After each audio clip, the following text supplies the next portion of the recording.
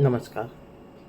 अजित पवार यांच्या निधनानंतर राष्ट्रवादीत मोठे फेरबदल होणार आहेत. आपल्याला माहितीच आहे, राज्याचे उपमुख्यमंत्री अजित पवार यांचा विमान अपघातात मृत्यू झाला आणि त्यानंतर पूर्ण महाराष्ट्र हादरून निघाला. महाराष्ट्राचे लाडके नेते, महाराष्ट्राचे लाडके दादा अजितदादा पवार यांचं विमान अपघातात निधन झालं आणि महाराष्ट्राने आपला दादा कायमचा गमावला. आपल्याला माहिती आहे की महानगरपालिका ज्या झाल्या, त्या महानगरपालिकांमध्ये अजित पवार यांनी त्यांचे काका शरद पवार यांच्यासोबत निवडणुका लढण्याचं जाहीर केलं. या निवडणुका लढत असताना वाटेल तितकं त्यांना यश मिळालं नाही. पुण्यामध्ये तर भाजपने राष्ट्रवादीचा चुकडा साफ केला. म्हणून त्यानंतर या दोन्ही राष्ट्रवादी पुन्हा एकत्र येणार यावरती चर्चा सुरू झाल्या आणि कुठेतरी या चर्चांना पूर्णविराम मिळत असताना अजितदादा पवार यांचा अपघात झाला आणि या अपघातात अजितदादा पवार मृत्युमुखी पडले.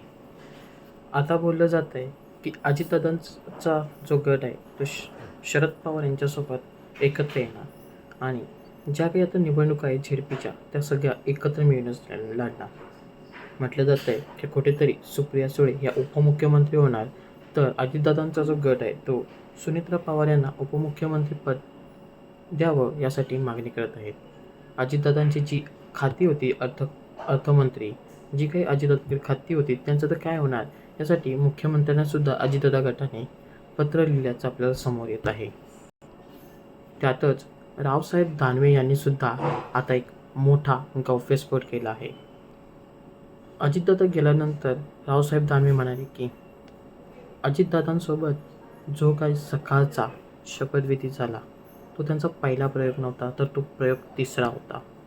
त्यामुळे रावसाहेब दानवेसुद्धा आता काय बोललेले आहेत, चला सविस्तर पाहूया. रावसाहेब दानवे म्हणाले, दादांनी जो सकाळचा शपथविधी घेतला तो पहिला प्रयोग नव्हता, तर तो तिसरा प्रयोग होता.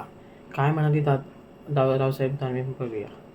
रावसाहेब दानवे म्हणाले की शिवसेना, भाजप आणि राष्ट्रवादी काँग्रेस मिळून सरकार आपण चालू करू. कोण मंत्री होणार, कोण पालकमंत्री होणार, उपमुख्यमंत्री कोण होणार, मुख्यमंत्र्याची माळ कोणाच्या गळ्यात पडणार, हे सगळं पहिलं तिथं फिक्स झालं होतं, असं रावसाहेब दानवे यांनी म्हटलं आहे. परंतु हे बोलत असताना त्यांनी शरद पवार यांच्यावरती सुद्धा हल्लाबोल केला आहे. ते बोलले की हा प्रयोग करत असताना मोठे पवार म्हणजे शरद पवार म्हणाले की आपल्यासोबत शिवसेना नको, त्यामुळे हा प्रयोग कुठेतरी फसला, असं दानवे यांनी आता म्हटलं आहे.